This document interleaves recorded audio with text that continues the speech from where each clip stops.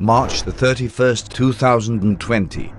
A major 6.5 magnitude earthquake strikes USA. The worst in 50 years to hit the state of Idaho, epicenter of the quake, and includes several other states shaken. John 13:19. Now I tell you before it come, that when it is come to pass, ye may believe that I am he.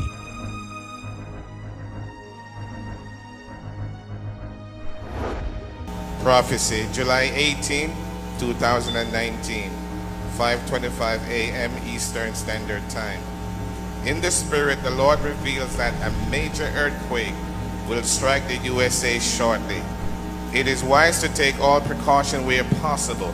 Mankind need to repent of our sins and turn to Jesus Christ, God Almighty, the only one who can credibly reveal things to come.